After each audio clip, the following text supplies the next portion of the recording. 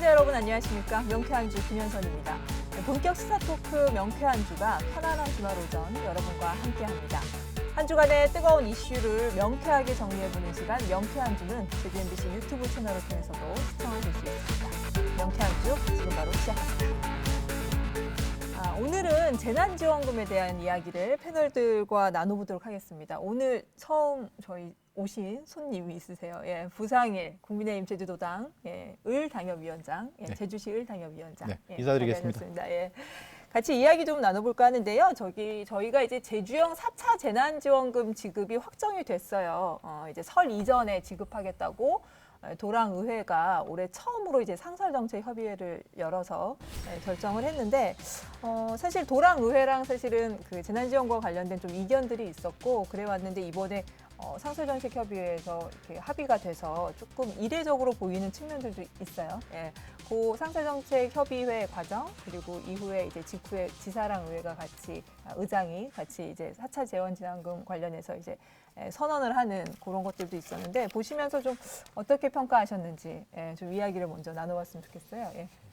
제가 먼저 할까요? 네. 그 일사천리로 진행됐다. 겉으로는 그럴지는 모르지만은 네. 그 아마 내부에 그 진행됐던 이야기를 이제 의원님들께 전해 들으니까 그 상당히 좀 그 치열한 그 논란이 있었는데 일단 겉으로는 발표는 그렇게 이제 결정이 된 거니까 그렇게 결정을 했지만은 그 보편 지급을 해야 된다는 목소리가 상당히 컸던 것으로 그렇게 알고 있습니다. 의회에서는. 예, 그렇습니다. 예. 뭐 어떤 경우든 논의는 아주 치열하게 하지만 결정은 신속하게 하고 집행은 더 신속하게 해야겠죠. 그렇죠.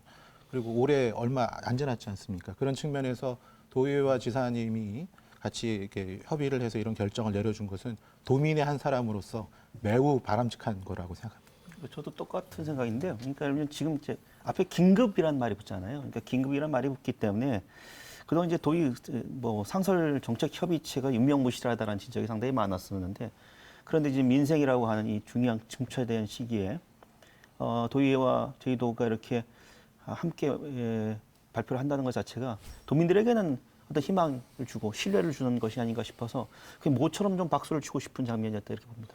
예, 제 역시도 동의하는 게 그동안 우리 도화의회가 매일 싸움만 하는 그런 모습을 보이다가 이번에 우리 원지사와 우리 좌남수 의장님 비롯한 여러 우리 의원들께서 모처럼 화합하는 그런 모습도 참 보기 좋았고 가장 중요한 부분은 지금 이제 코로나가 장기화됨으로 인해서 가장 피해를 보고 있는 그 소상공인 그리고 관광 계층에 대한 모자란 부분을 다시 지원해주는 방향이라서 저 역시도 이번 그 협의에 대한 부분은 일부 좀 아쉬움도 있지만 긍정적인 측면이 많다고 저는 생각합니다. 전체적으로는 이번에 결정에 대해서 패널분들은 어쨌거나 그 지원을 더 늦출 수는 없는 상황에서 발빠르게 서로 합의를 해서 결정을 한 부분에 대해서는 긍정적으로 다 평가를 하셨고 좀 구체적으로 들어가서 이야기를 해보죠.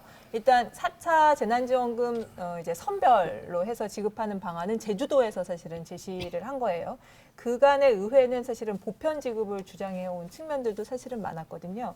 그래서 좀 이번 결정에 대해서 뭐 패널들의 양쪽 입장이라든지 이런 부분 좀 구체적으로 좀 이야기를 좀 진행을 해보죠. 예. 일단 그 저도 개인적으로 이번 같은 경우는 이제 보편 지원을 좀 해야 된다. 그런 이유를 좀 그 주장을 좀 했던 사람 중에 한 사람입니다. 그 왜 그런가 하면은 저희들이 제주도에 이제 지금 이번 네 차례 지원이고 정부는 이제 세 번째 차원이 지원인데 누구는 받고 누구는 안 받고 이런 논란이 아예 제주 지역은 없었거든요. 왜냐하면 중앙정부는 선별을 하게 되면 우리는 보편하면 이렇게 서로 어긋나게 하니까 그렇게 했었는데 문제는 지난번 그 3차 제주형 3차 지원 때부터 이제 좀 문제가 발생했습니다. 이 3차 지원금이 한 170억 정도 이제 제주개발공사에서 200억을 만들어서 170억 정도를 지원하고자 했는데 이게 제대로 집행이 안 됐어요. 이게 한 50억 정도밖에 집행이 안 되고 돈이 남아도는 경우가 발생을 했고 또 그 다음에 이제 이번 다시 하는 데 있어서도 재원 규모가 너무 적다. 그리고 정부가 선별 지원을 하는데 지금까지 해왔던 식으로 정부가 선별 지원을 하면 제주는 보편 지원을 좀 하는 게 맞지 않냐. 이런 얘기들이 있었습니다만은 뭐 집행부가 워낙 강고하게 이제 강행을 하다 보니까 뭐 이걸 또 싸울 수가 없어서 이렇게 좀 수용을 했다는 점. 뭐 물론 재정 여건이 좋다고 하면 얼마든지 줄 수 있죠. 근데 하지만 뭐 이따 다시 말씀하겠지만 지금 현재 제주도가 처한 재정적인 여건은 굉장히 안 좋은 지금 시점이라서 저는 이번 결정은 아쉬움은 있지만 그나마 나름대로 재정 여건을 봤을 때는 뭐 일부 뭐 긍정적인 측면도 있지 않나 그런 생각을 하기 때문에 저는 보편적인 지원 같은 경우는 좀 더 고려를 해야 되지 않나 그런 생각을 하고 있습니다. 그 아까 말씀하신 것 중에 저는 뭐 집행부가 워낙 강하게 해서 그래서 뭐 이렇게 결정이 됐다라고 말씀하시는 것은 조금 이게 사실이 오도된 것 같습니다. 오히려 저는 선별 지급과 관련해서 도의회 분들이 그게 왜 필요한지에 대해서 충분히 수긍했기 때문에 이런 결과가 나왔다. 그게 맞는 거 아닌가 싶어요. 그러니까 보편 지급이 뭐 안 된다라고 주장하시는 분들은 보편 지급이 뭐 어떤 문제가 있다라고 그 지급 자체의 문제를 얘기하기보단 아까 김한국 의원님 말씀하신 것처럼 그 재원을 어떻게 만들 것이냐 이 문제가 사실은 더 큰 문제가 된 것이죠. 과연 이번 재난지원금도 당장 필요하기 때문에 생계지원적 측면으로 지원하는 것이 강할 것입니다. 근데 미래를 코로나19가 계속 진행된다는 것을 전제로도 물론이고 그 미래를 준비하기 위해서 쓰는 재원이 어떤 것이 있는지 그런 부분도 우리 도민들에게 알려진다면 아마 도의회와 또 도지사께서 하시는 일들 혹시 그 저희가 그 보편 지원했을 때 제주도에서 보편 지원할 때 금액이 얼마인지 혹시 아십니까? 이번 거요? 예. 이번 거 아니, 330억 정도. 과거에. 과거는 보편 1차, 지원했을 2차 말씀하시, 예. 2차 말씀하시나요? 그 기억이 안 나는데 640억이요? 예. 같은 640억. 그래야죠. 아니야 금액과 관련된 이야기 뭔데 저는 이제 이런 거예요. 그러니까 일면 돈이 많으면 재정적인 여유가 있으면 모두게 지원하는 게 맞죠. 근데 그 말씀이 있으잖아요. 재정은 한정돼 있는데 어떻게 할 것이냐. 근데 이런 겁니다. 지금 이제 코로나 상황은 여러 가지 어떤 경제학자들이나 이렇게 하는 게 관리가 가능한 위기다라고 하는 겁니다. 그러니까 이때 관리라고 하는 건 공황의 상황과 경제적 공황 상황과 다르기 때문에 국가나 지방 정부의 역할이 굉장히 중요해진다라는 것이죠. 이게 뭐 선별이냐 보편이라고 하는 게 무슨 옳고 그름의 문제라고 저는 라고 생각하지 않아요. 가장 적재적소에 필요한 사람에게 가야겠죠. 다만 이겁니다. 피해를 증명을 해야 되는 책무가 누구한테 있느냐. 지금 현재 지원 단계에서는 피해 증명을 받는 사람이 해야 돼요. 근데 그 받는 사람이 하다 보면 또는 행정이 그걸 선별하다 보면 거기에 대한 행정적 비용이 굉장히 많아져요. 그래서 그렇기 때문에 예. 보편적인 지급 방식, 긴급한 지원 방식에서는 보편적 지급이 필요하고 나중에 이 소득 재분배를 어떻게 할 거냐에 따라서 조세로 결국 그것을 소득 재분배 역할을 할 수 있도록 하는 방안이 필요하다라고 하는 지적이 나오는 것도 보편이냐 선별이냐고 하는 것이 마치 철학적이고 가치 판단이 충돌하는 문제가 아니라 결국 그런 논쟁 속에서 무슨 문제가 생기냐면 가장 시급하게 지금 허덕이는 지금 국민들이 어려워진다는 거죠. 지금 말씀하신 거는 제 얘기를 완전히 오해하신 것 같아요. 자, 첫 번째, 지금 말씀하실 때 계속 반복적으로 얘기하신 게 필요한 사람이라는 말씀을 계속 하셨습니다. 누가 필요한지에 대해서 입증 책임과 관련해서도 피해를 입은 사람이 해야 된다고 말씀하셨는데 둘 다 틀린 말 같아요. 첫 번째, 우선은 피해를 입은 사람을 지금 특정하지는 과정들이 얼마나 공개적으로 얼마나 그 관련된 사람들의 얘기를 들으면서 하고 있는지가 잘 모르겠다를 말씀드린 것이고 두 번째, 피해를 입증하는 것과 관련해서 지금 누가 피해 입증하니까 입증하면 돈 주겠다라고 하는 얘기 자체가 나온 적이 없습니다. 어떤 분야에 있는 사람들, 어떤 상황에 처해 있는 사람들이 피해를 입었을 것이라고 보고 정부나 또는 지방자치단체가 그 사람들에게 지급을 하겠다고 하는 것이죠. 그러니까 지금 김동현 선생님께서 말씀하신 거는 그 실제하고는 약간 다른 말씀하신 그게 거예요. 아니라 예를 들면 실제 현장에서 지급된 현장에서 여러 가지 문제에서 특히 이제 제주개발공사 200억 원을 줬을 때 실제 현장에서 아까 홍명호 의원도 말씀하셨지만 실제 현장에서 200억 원이 지급된 게 아니에요. 여러 가지 문제 상황에서 실제로 지급되지 않은 금액이 있고 특히 이제 장애인들 문화예술에 종사하는 분들에 대한 지급할 때 등록된 장애인이라면 지급이 가능하다라고 하는 것이 대원칙에도 불구하고 장애인 예술가라고 하는 걸 증명하지 않으면 지급이 안 된 경우도 있단 말이에요. 그러니까 무슨 얘기냐면 지금 부상일 위원장이 말씀하신 여러 가지 원칙들은 동감하는데 실제 현장에서 뭘 얘기하냐면 행정은 스스로 얼만큼 피해를 입었는지를 증명하지 않으면 안 줄 거야라고 하는 식의 행정적 시스템이 돌고 있다. 네.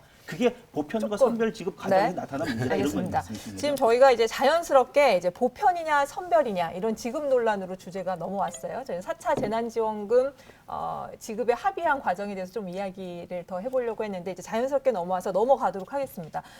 재난지원금이 사실은 정부에서도 계속 지금 몇 차째 지원을 하고 지방 정부마다 지원을 하면서 처음부터 사실은 이제 정치 쪽에서는 이게 이제 보편이냐 선별이냐 이 지급 논란으로 계속 왔어요. 그런 논란 속에서 이제 그 가장 보편과 선별의 논란의 중심에 있는 정치인이 이제 저희 원희룡 지사와 이재명 지사 그렇죠. 이렇게 부상이 됐는데요. 일단 저희 패널 분들의 지금 이야기를 해보니까 이제 부상일 위원장은 이제 선별 지급 쪽, 그 김동연 박사는 보편 지급 쪽에 약간 비중이 실린 것 같은데 먼저 이제 원칙적인 입장을 좀 이야기를 하고 이 보편과 선별 논쟁에 이뤄지고 있는 이 양상에 대해서 좀 평가를 해보는 시간을 갖도록 하겠습니다. 저 개인적으로는 재원은 모자라지 않다. 예를 들면 작년에 200억의 제주개발공사 기부금이 200억이었는데 그 돈 중에서 선별 지원해갖고 120억을 못 썼어요. 그 유보금 30억까지 하면 150억. 200억 중에 150억을 못 쓰고 겨우 50억만 집행하고 있는 거예요. 저는 이게 선별이냐 보편이냐 논란을 떠나서 그 재원 부분에서의 문제가 아니라 제대로 잘 이게 전달이 지원이 되도록 해야 되는 그런 어떤 행정적인 문제 이거를 말씀드리고 싶고요. 그다음 두 번째는 재원을 마련하는데 재원의 어떤 규모입니다. 규모가 경기도 같은 경우는 이번에 이제 한 4.8%죠. 1조 한 4천억 정도 전체 예산의 한 4% 정도를 하고 있는데 제주도 같은 경우는 그 지금 330억을 이번에 재원을 만들었거든요. 이게 전체 예산의 몇 프로냐 하면 0.6% 정도입니다. 그 다음에 우리가 보편 지원을 하게 되면 그러면 도대체 얼마나 드느냐. 좀 전에 말씀하셨듯이 지난번에 보편 지원할 때 640억 정도 이렇게 이제 소요가 됐거든요. 이게 전체 예산의 우리가 보통 얘기하는 1% 정도입니다. 우리 제주 예산이 1% 정도여서 1%를 예산을 마련하면 되는 것인데 이번 같은 경우 참 그 속내막을 들어보면은 아주 좀 이 재원을 마련하는데 문제가 많아요. 왜냐하면은 이번에 330억을 어디서 마련했냐면은 아시겠습니다만은 이게 재해구호 기금을 그대로 썼거든요. 우리가 이제 태풍이라든지 뭐 할 돈을 이제 미리 와서 써버리는 건데 이거는 법정 준비율이라는 게 있는데 이거를 지금 뛰어넘고서 지금 쓰고 있는 부분도 있고 뭐 불법하면 쓰긴 써야죠. 그런데 저는 이 부분 말고 경기도 같은 경우는 이제 지역개발기금에서 거의 8천억 정도로 이렇게 가져다가 활용하고 있는데 제주도는 지역개발기금이 한 4,500억 정도 있거든요. 재원 한 5천억 가까이 있습니다. 그 있는데- 지역개발기금 말씀하셔서 예. 그 요것만 하나 좀 말씀을 좀 해주시면 좋을 것 같아요. 지역개발기금을 그냥 갖고 와 쓰는 게 아니라 융자형으로 갖고 와서 쓰고 갚아야 되는 돈 아닌가요? 그러니까 아니 모든 돈은 예. 그거는 우리 예산의 범위에서 정해져 있는 거거든요. 원래 아니, 쓰도록 돼 그러니까 있습니다. 그건 맞는데 예. 제가 지금 여쭤보는 거, 그러니까 이거는 한번 답변해 주시면 좋을 것 같아요. 예. 지역개발기금은 그 돈을 그냥 와서 쓰고 없어져도 되는 돈이 아니고 도가 그걸 쓰려면 그에 맞는 목적으로 융자를 받아서 쓰고 나중에 그 돈을 갚아야 되는 돈이 아닙니까? 그러니까 이게 예. 그 우리 1년에 편성이 이미 됐거든요. 예, 예, 예. 이거를 쓰는 것이고 자 재구금이든 모든 예산은 자 없는 예산을 새로이 만드는 거거든요. 자 선별 지원이든 보편 지원이든 지원을 하겠다는 거 아닙니까? 그게 다른 예산을 가져오는 거예요. 그거는 그럼 재구금은 안 메꿔놓습니까? 똑같이 메꿔놓는 거예요. 재기금 그거는 쓸 때는 쓰고 또 법령의 조건에 맞춰서 기금을 다시 축적하게 돼 있죠. 그런데 아까 말씀하셨던 그러니까 개발기금과 관련에 대해서는 법과 우리 제주도 조례에도 있지 않습니까? 그냥 쓸 수 있게 하지 않고 그렇게 돼 있지 않습니까? 그러니까 모든 예산이 다 그 용도에 편성이 돼 있으니까 예, 그 부분이 비잖아요. 그렇죠. 예. 재구금이든 지역개발기금이든 예, 예. 다른 예산이든 예, 예. 그거에 필요하던 순위가 늦춰지든 조정하든지 그거는 다시 메꿔내야 되는 거죠. 그러니까 그거를 부정하는 게 아니라 도의회에서도 그렇고 도에서도 그렇고 그런 부분에 대한 고민들이 그럼 없어졌다는 얘기인지 있었다는 말씀 그러니까 이제 우선순위가 그거예요. 그러니까 지금 사람이 예. 당장 굶어 죽게 생겼는데 자, 그러한 긴급한 거에는 쓰지를 않으면서 예산을 편성 안 하면서 지금 개발이라든지 건설을 해야 되는 그런 시급하지 꼭 그게 이렇게 시급하냐 이거예요.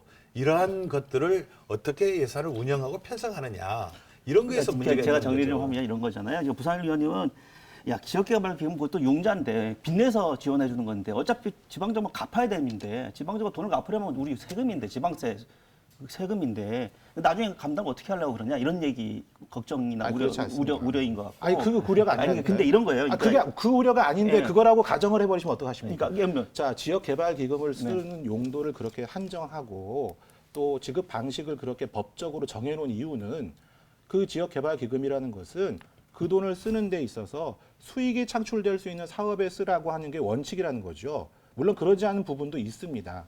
근데 그런 원칙 때문에 지역개발기금을 그대로 갖고 와 쓰는 것이 이게 쉬운 문제가 아니라는 말씀을 드리는 거고 제주도도 그런 고민을 당연히 했을 거라고 저는 생각을 합니다.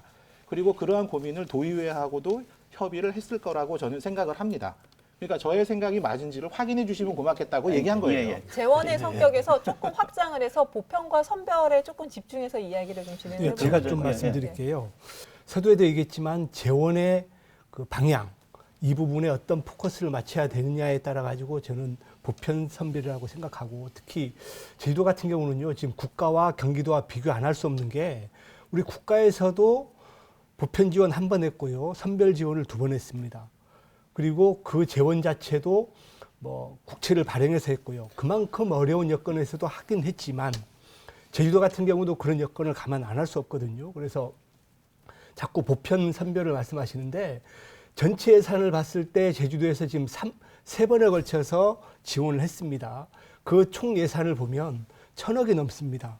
그럼 예를 들어서 선별적인 지원을 했을 때 보편적인 지원을 했을 때 문제점은 뭐냐면 제가 1차 재난지원금 때도 분명히 도지사한테도 얘기했지만 선별 지원은 맞다. 하지만 선별 지원을 함에 있어서 아까 우리 그 김동현 박사님 얘기했지만 어떻게 선별할 것인지에 대해서는 고민이 필요하다.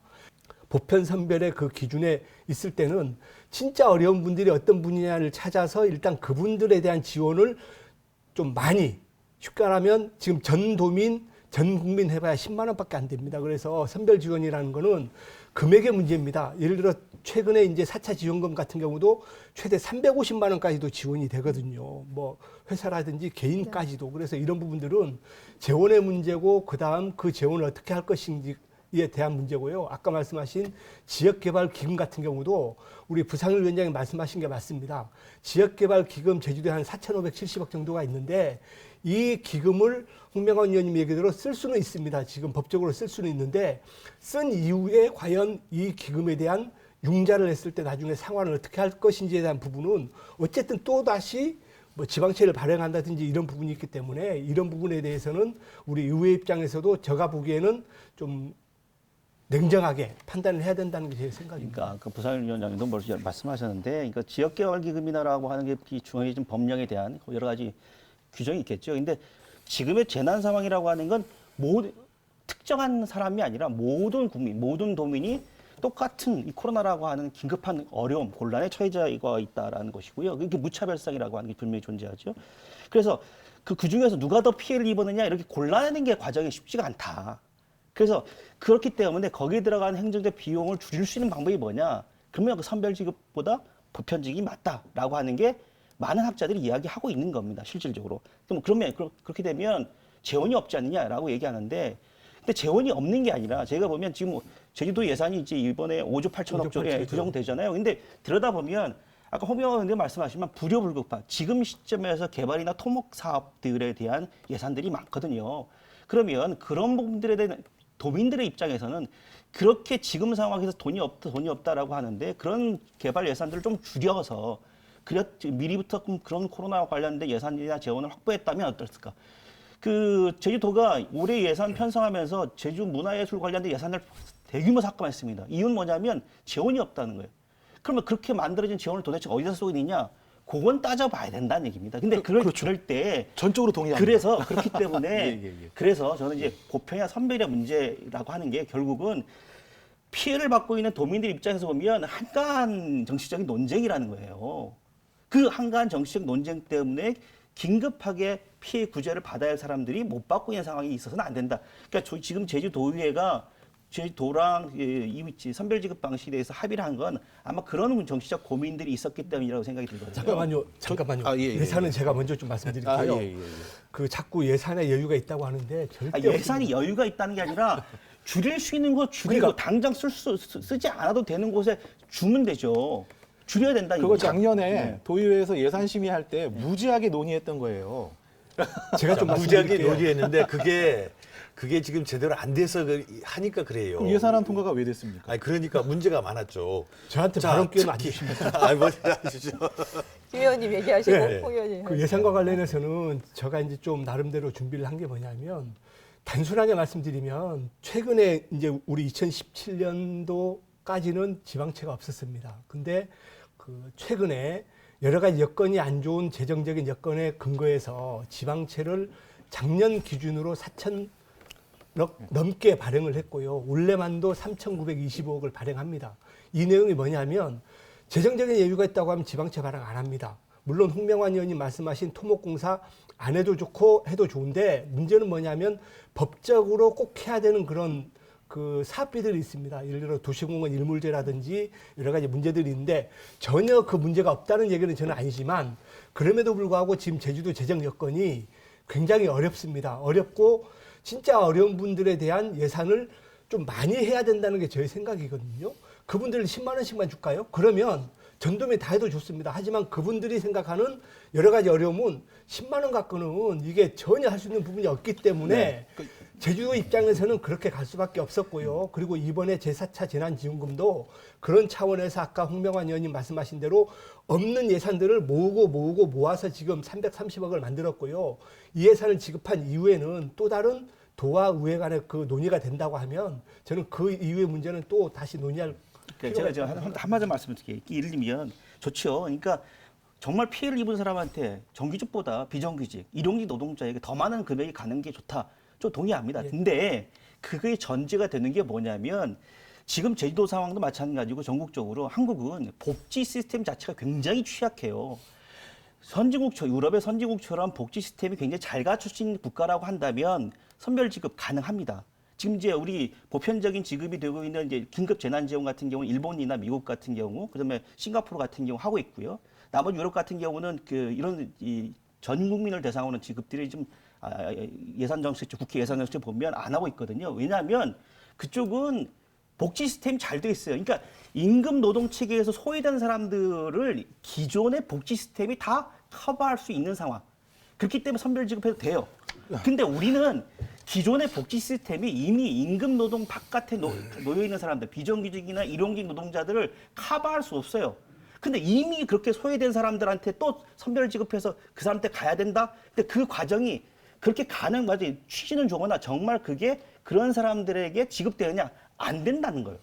그래서 그렇기 때문에 지금 상황에서는 보편 지급, 그러니까 재난 상황에 대해서 선별에 들어간 여러 가지 논쟁을 불식시키고 그리고 침체된 경기를 살릴 수 있는 보편적 지급 제가 하나만 방법을 찾은 거죠. 그럼 김동현 박사님께서 생각하시는 부분은 보편 지원의 범위 안에 전도민이 아니고 어려운 분들에 대한 심사평가를 하지 말고 지원하자는 겁니까? 아니면 전도민을 다 해야 된다는 얘기입니까? 그러니까 방식의 문제가 아니라 아니 잠깐만 제가 질문하고 싶은 게 큰 틀에서 보편이라는 부분은 제가 포괄적인 말씀드린 부분이잖아요. 긴급 재난지원금이라는 제도 자체가 우리 정책에서 도입된 이유 중에 결정적인 게 뭐냐면 가장 큰 전제는 이 긴급한 상황에서 모든 사람들에게 재난지원금을 보편적으로 지급해야 지금 침체된 경기 침체 상황을 우리가 극복할 수 있다는 취지라거든요. 아니 그 말을 뒤집어 지금 보면 말씀하시는 것이 그러니까 그 말을 뒤집어 보면 전체 도민을 다 주자는 얘기입니까?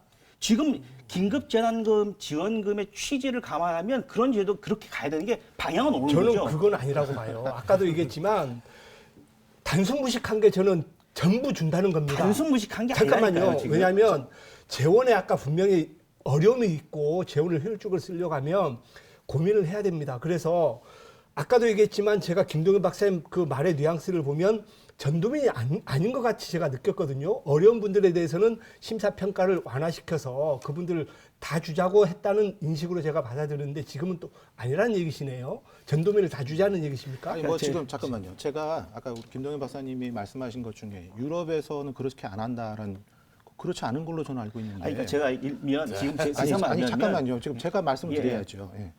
그러니까 전제를 하시는 사실관계가 좀 많이 다른 것 같아요. 제가 알고 있는 사실관계는 많이 다른 것 같고 우선 유럽에서도 몇몇 선진국이라고 할 수 있는 데를 빼고는 굉장히 오랫동안 경기 침체를 겪어왔기 때문에 그럴 만한 재원을 마련하기 쉽지 않다는 것이 원래 그게 기본의 바탕에 깔려 있고요.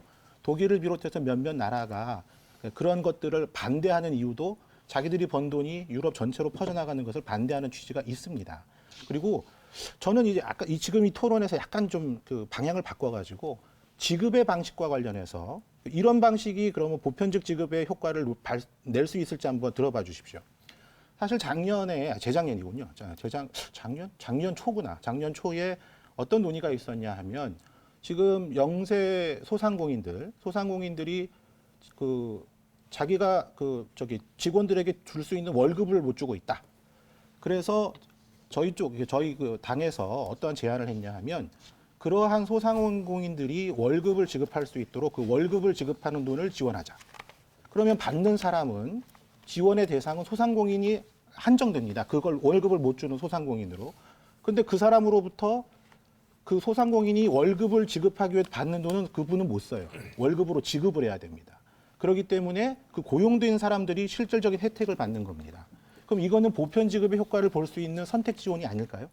제가 말씀드리고 싶은 것은 제 말에 동의를 하신다면 그렇다면 선별 지급이냐 보편 지급이냐 그 지급의 대상의 문제가 아니라 그 효과가 어디까지 펼쳐지느냐의 문제라고 생각합니다.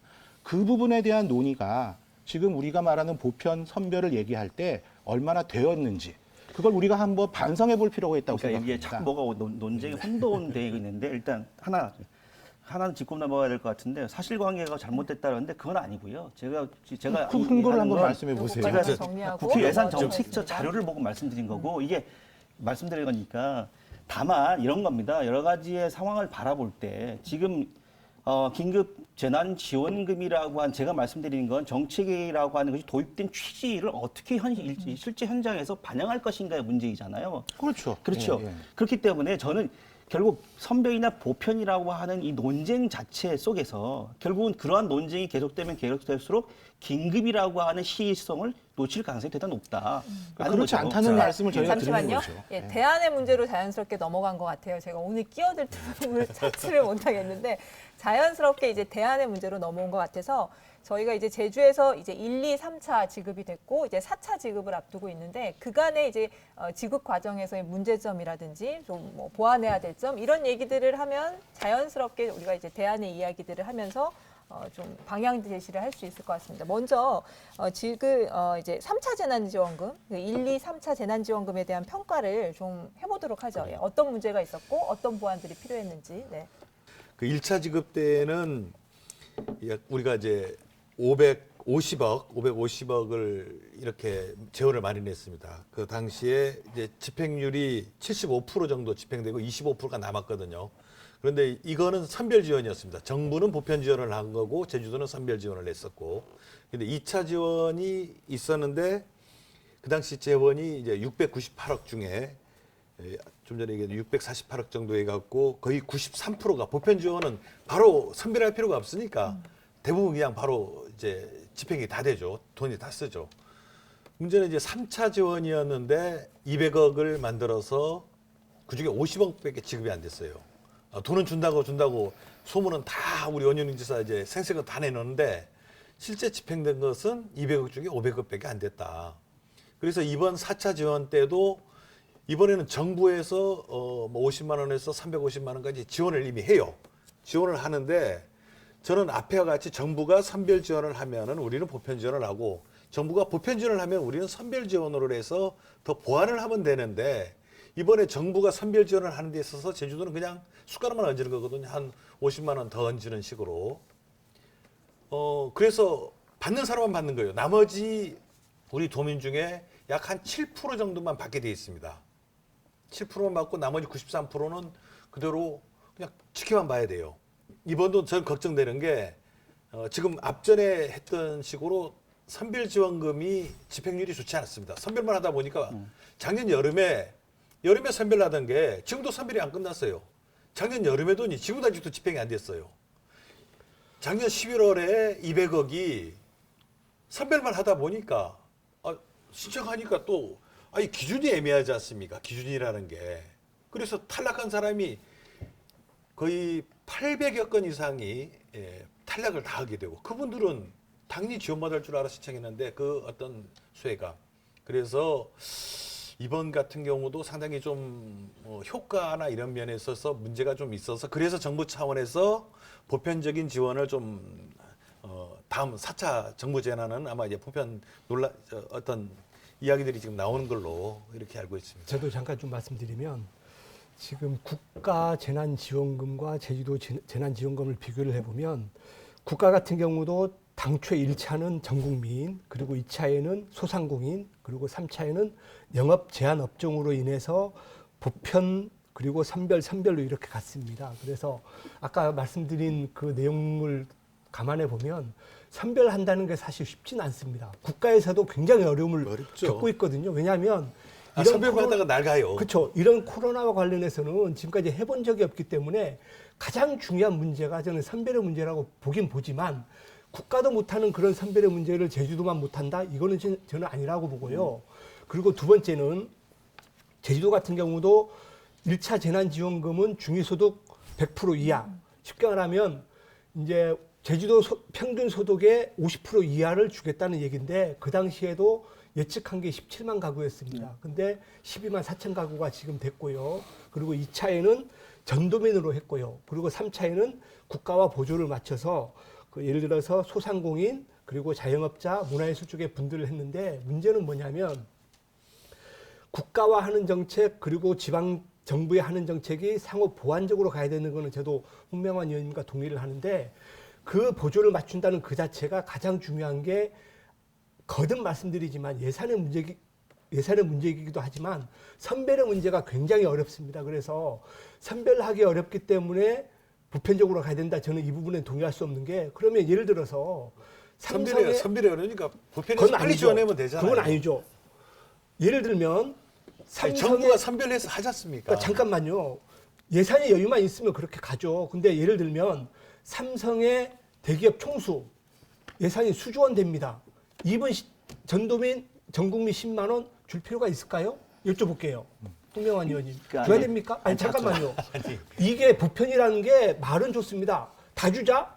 좋죠. 근데 구체적으로 들어가 보면 아까 제가 말씀드렸지만 제주도에서 1차 재난지원금 할 때 중위소득 50% 이하 이런 기준을 저는 완화시켜 주는 거는 동의하지만 전 국민, 전도민 주면 좋죠.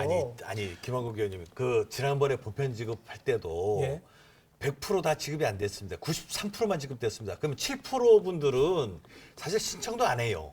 왜냐하면 상위 10% 되신 분들, 공무원분들, 대재벌 기업분들 신청을 하겠습니까? 이게 근데 그렇게 접근하면 안 될 것 아니, 같아요. 접근의 현실이에요, 방식은 그게. 그러니까 현실이 그거 뭐 인정한다고 하고요. 그렇지 않습니까? 지금 제가 지금 공무원들, 말씀드리고 싶은 고위공무원들이 것을 이게 해가고 대통령도 지급 안 받고 그거 해서 기부했지 않습니까? 우리 지금 공무원들 우리 정책이라고 하는 거는 선의를 예상해가지고 할 수도 있지만 그게 올바른 방법은 아닐 수 있죠. 네. 그래서 이제 선의를 예상해서 하는 정책을 펴는 것보다는 저는 오히려 미국에서 했던 방식들이 우리의 나라에도 도입이 가능할지 검토를 한번 해본 적이 있는데 그게 뭐냐 하면 지급을 하고 지급 요건에 맞지 않는 경우에는 환수를 하는 겁니다. 미국에서는 그걸 소득세로 이제 환수를 했는데 미국이 우리나라하고 다른 점은 우리나라는 소득세를 내지 않는 사람이 과반이 넘는다는 겁니다. 그래서 그러한 제가 말씀을 좀 그런 드릴게요. 문제가 아니고요. 아니 제가 드리는 거는 다른 얘기가 아니에요. 반대되는 얘기가 아닙니다. 예, 들어보시면 맞아요. 알 거예요. 그래서 그런 방식으로 하는 게 쉽지는 않다는 겁니다. 그럼 우리나라에서는 결국은 긴급한 지원이기 때문에 선지급을 하고 그 요건에 맞지 않는 것인지에 대해서는 그 뒤에 이제 뭐 분석을 해야겠죠. 그리고 맞지 않는다는 판단이 섰을 때는 회수를 하는데 회수율이 많이 떨어질 수가 있을 겁니다. 그럼 회수율이 떨어지는 것에 대해서 정책적인 판단이었기 때문에 관계기관이나 담당 공무원의 면책을 해줄 수 있는 것인가의 문제가 오히려 새로운 해법이 될 수 있다는 겁니다. 그러니까 예. 이제 제가 부상일 위원장님 얘기에 동의합니다. 이러면 그런 문제가 생길 수 있죠. 그러니까 근데 이런 겁니다. 저도 그래요. 그러니까 그런 식으로 우리나라에서도 그런 식으로 예를 들면 전 도민 또는 전 국민에게 지급을 하고 나중에 여기 소득 보전 어떻게 할 것이냐. 더 예를 들면 항상 말씀하시는 게 제가 지금 말씀드리는 거는 전체냐 아니냐가 아니고요. 아니다, 선별 지급을 하는데 3차 재난지원금의 그 실제 집행률이 매우 낮았다는 말씀을 하시지 근데 않습니까? 아까 말씀하신 게 선별 지급이라고 하는 게 예를 들면 그런 거잖아요. 아니 그 얘기가 아니라고요. 아니 제가 말씀을 그게 아니라 미국 같은 얘기가 나오는 얘기가 뭐냐면 선별이나 보편적 지급에 대한 얘기가 아니라 지금 우리나라에서 긴급 재난지원금이 제도 나올 때 보편과 선별해서 아까 그 말씀하신 거예요. 그러면 야 늘 하는 얘기가 삼성 이재용 회장에게 부회장에게 돈을 줄 수 있느냐 이런 문제가 나오잖아요. 그걸 그런 식으로 국민적인 정서나 여론에 호소하시는데 그럴 때 나오는 대안 중에 하나가 차후에 소득세와 관련된 방식으로 환수할 수 있다라고 하는 제기를 합니다. 예. 근데 그러니까 아니 지금 홍명한 의원님께서 네. 말씀하셨던 네. 3차 재난지원금의 집행률이 굉장히 낮았다. 그 이유가 이런저러한 선별 과정 때문에 그랬다. 그 말씀에 대해서 제가 제안을 하는 것이죠. 그렇죠. 먼저 지급을 하고 나중에 환수할 사람이 있다면 환수를 하는데 환수율이 떨어질 것이다. 그렇기 때문에 그것에 대한 면책을 어떻게 해줄 것이냐의 문제가 논의된다면 긴급한 재난 지원이기 때문에 먼저 지급하는 문제가 해결될 수 있다는 말씀을 드리는 겁니다. 그 얘기가 결국 무슨 얘기냐면 지금 뭐 선별이나 보편이나 얘기 아니라 어떻게 하면 긴급재난금이 모든 국민에게 돌아가서 그 소득이 소득에 대한 재분배, 삶의 재생산이라고 하는 부분의 목적을 달성할 것이냐라고 한 같은 이야기예요. 그러니까 저는 오늘 여기 보면서 선별이나 보편이라고 하는 어느 특정한 입장에서 이게 좋다, 옳다 이 얘기 아닌 것 같아요. 그 얘기 안 하고 그 얘기 있죠. 아닌 것 같아요. 그래서 예. 결국 아까 김한국 의원님도 말씀하신 게 뭐냐면 다 인정하시잖아요. 선별에 들어가는 행정적 비용, 시간 굉장히 많기 때문에 그런 부분 어려움이 있다라는 거예요. 그래서 저는 이제 이런 거예요. 선별이냐 보편이냐라고 하는 게 우리 사회에서 이게 논쟁이 아니라고요. 이제는 그러면 이런 긴급 재난금이라고 이 특별한 코로나 상황에서 경제적인 위기를 어떤 식으로 다 함께 극복할 수 있을 것인가라고 하는 정책적 방향에 대한 합의만 이루어진다고 한다면 선별이든 보편이든 큰 문제가 있겠느냐 그런 생각이 드는 거죠. 네, 자연스럽게 넘어가죠.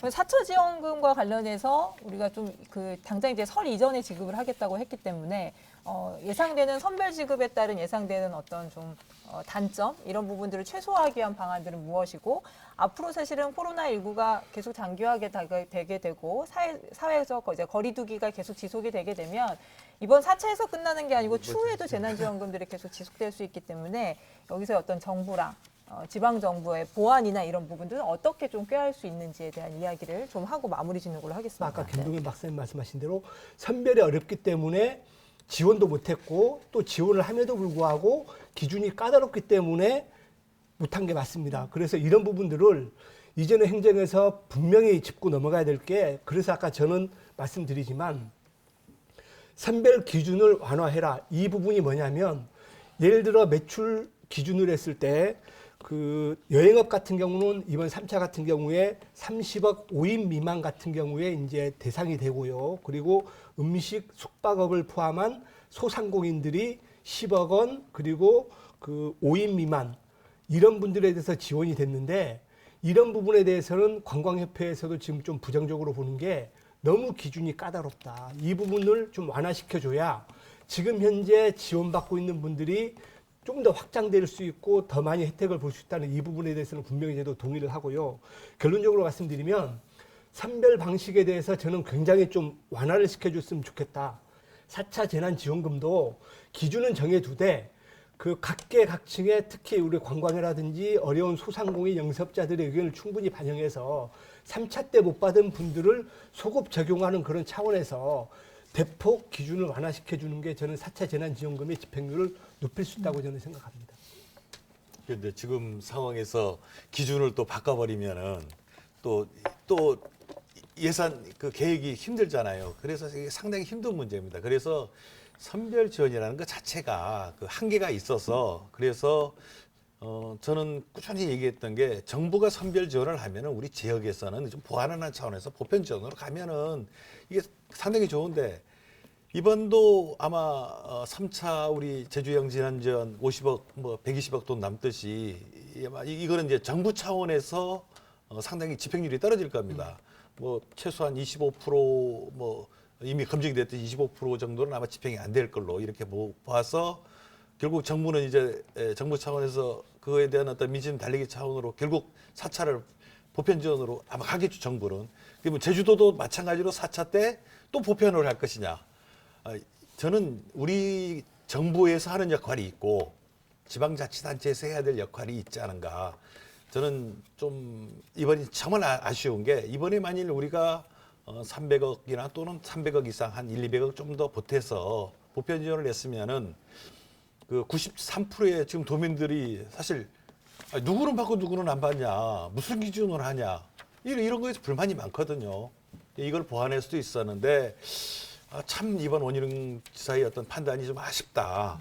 뭐 일단 결정을 했으니까 하되 또 다음에 또 그럴 것 같아요. 걱정이 정부에서 보편 지원하는데 또 제주도에서 또 보편 지원하자. 저는 제발 이런 식으로 가지 말자. 그때는 도리어 저는 제주도는 선별 지원을 한다 봅니다. 피해받는 사람들을 잘 골라내서 정부에서는 보편적인 지원을 하면 우리는 특정한 어떤 그 피해층에 대해서는 또 집중 지원을 하는 이런 체제로 정부의 역할과 자치단체의 역할이 상호 보완되는 관계가 돼야 되는데 저는 이번에 원희룡 지사가 너무 좀 똥꼬집을 피운 게 아니냐. 예?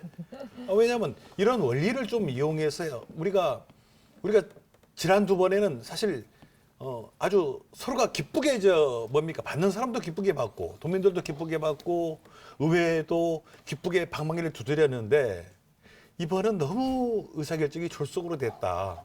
저는 개인적으로 우리 의장님한테도 상당히 어떻게 보면 이 자리를 빌어서 공개적으로 얘기합니다만은 이번은 너무 졸속으로 의사결정이 됐다. 참 아쉽다. 이런 말씀 드리고 싶습니다. 이 부분에 대한 반론은 제가 좀 이따 할게요. 얘기한 다음에. 제가 먼저 할까요? 예. 예.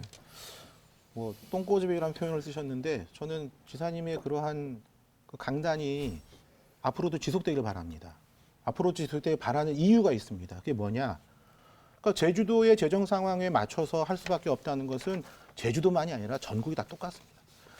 코로나 피해로 엄청나게 피해를 입었던 곳 중에 하나가 대구인데 대구 재난지원금 얼마나 지급했는지 한번 보시면 50만 원 지급했어요. 그러니까 이게 무슨 뜻을 말하는 거냐 하면은 상황에 맞도록 최적의 조건을 찾는 것은 인간이 완벽하지 않기 때문에 어떤 것도 다 완벽하지 않다는 것이죠. 다만 결정된 것을 얼마나 신속하고 효율적으로 집행하냐의 측면에서 아까 홍명한 의원님이 말씀하시는 3차 재난지원금의 그 집행 효율이 떨어졌다. 이거는 굉장히 좋은 지적이고 의미 있다고 생각합니다. 그 부분으로 집중을 하는 것이 우리가 할 수 있는 지금 범위에서의 논쟁 내용이 된다는 겁니다.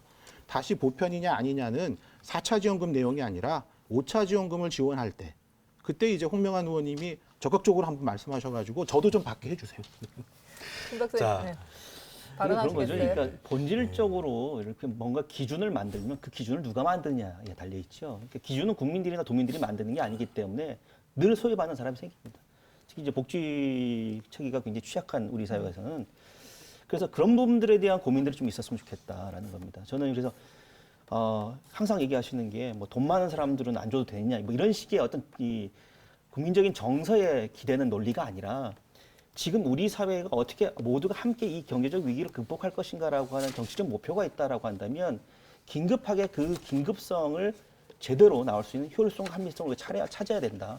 그래서 예를 들면 여러 가지 측면인데 저는 이런 거예요. 원희룡 도지사가 자꾸 경기도랑 비교하고 막 이렇게 하시는데 그러지 마시고 제주도 재정 자립도 낮죠. 현저히 떨어집니다. 그러면 재정 자립도 높은 경기도에 비해서 재정 자립도 낮은 제주도의 상황에서 어떻게 할 수 있는가라고 하는 법이나 제도와 정책에 대한 고민들을 도민과 좀 소통했으면 좋겠다. 자꾸 이재명 지사는 이러니까 이재명 지사 잘못했다 이렇게 소통하지 마시고 도민들하고 그렇게 소통했으면 좋겠다. 그러면 그런 과정을 통해서 우리 긴급 재난지원과 관련된 논쟁도 도민을 위한 논쟁이 되지 않을까라는 생각이 예, 제가 예, 한 동의합니다. 뭐 반론 간단하게 아까 홍명한 의원 발언 예, 때문에 아까 그러시죠? 뭐 고집 네. 좋습니다. 저는 정책적인 고집은 필요하다고 보고요. 자꾸 그 재정 여건을 뭐 무시하자고 하는데 사실 경기도 같은 경우에 재정 자립도 굉장히 높습니다.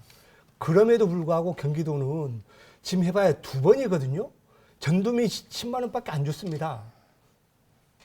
제주도요, 재정 자립도 20년 기준으로 32.9%밖에 안 돼요. 그럼에도 불구하고 3번을 줬거든요. 전도민 1번 줬고요. 경기도 1번 줬을 때 이재명 지사 굉장히 언론에 대대적으로 홍보를 했습니다. 결과적으로 보면 원희룡 지사, 이재명 지사보다 못한 거 하나도 없습니다.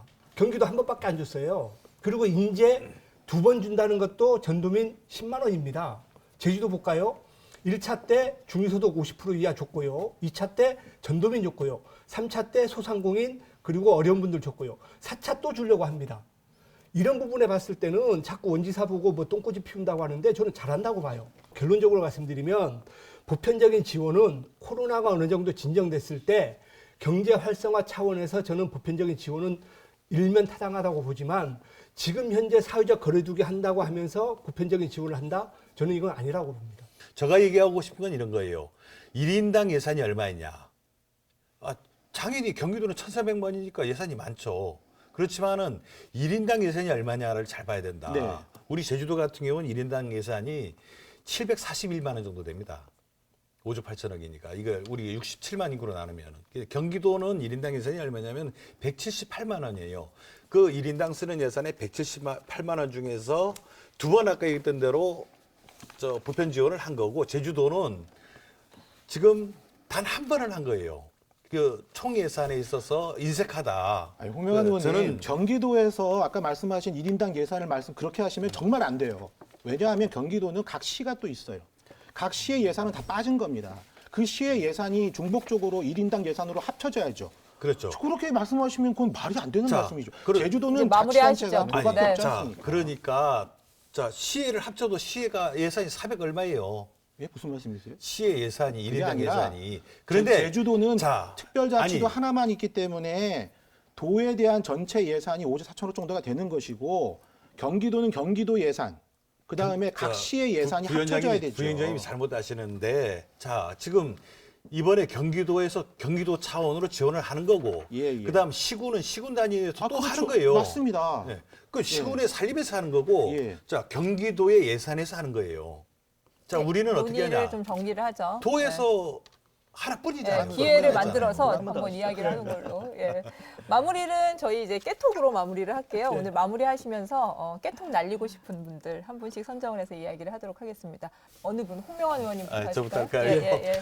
우리 그 도민 여러분 이번에 그 선별 지원, 보편 지원 논란 때문에 또 특히 그 지원을 못 받으시는 우리 93%의 도민 여러분들이 조금은 그 섭섭할지 모르겠지만은 그 어려움 힘내시고 우리 국세게 좀 극복해 나갔으면 하는 생각입니다. 네. 김한국 의원님 하실까요? 오늘 깨통은 우리 홍 의원님하고 저하고 똑같이 할 것 같은데 예, 우리 도민 여러분 그동안 코로나 관련해서 어려움 알고 있습니다. 하지만 우리 의회하고 도에서는 앞으로 여러 가지 고민을 해서 소상공인 그리고 어려움에 처하신 분들이 조금이나마 자립할 수 있도록 최대한 예산 그리고 정책적인 집행을 하겠다는 말씀 드리면서 힘내시기 바라겠습니다. 고맙습니다. 네. 김동연 박사님. 그러니까 요즘 지금 토론 보셨던 시청자분들은 잘 아실 테죠. 지금 코로나 상황이 되게 엄중합니다. 여러 가지 논란이 있는데 이렇게 엄중한 코로나 상황 속에서 여러 가지 방역 명령도 위반하고 여러 가지 구설수에 오르고 있는 대중문화예술재단 이승택 이사장 깨톡을 좀 날리겠습니다. 낙하산 인사라고 하는 평가가 있습니다. 낙하산이라고 하는 평가가 적절치 않다고 생각하신다면 최소한 부끄러움은 좀 아셨으면 좋겠습니다. 네. 부상임 위원장님. 네. 예. 그 원희룡 지사님께 응원의 깨톡은 아니고 깨톡을 하나 날리겠습니다. 네. 신속한 지급이 생명이라고 생각합니다. 선별의 시간을 허비하지 않도록 좀 더 도정을 잘 이끌어 주시기 바랍니다. 네. 오늘 이 같은 논의가 사실은 지금 다 힘든 도민들한테 조금 더 도움이 되기 위한 논의였다는 점에서 의미를 찾고 싶네요. 네. 편안한 토요일 오전에 함께한 명쾌한 주, 다음 주에도 유쾌한 시사 토크로 찾아오겠습니다. 저는 다음 시간에 뵙겠습니다. 고맙습니다. 달콤한 그림처럼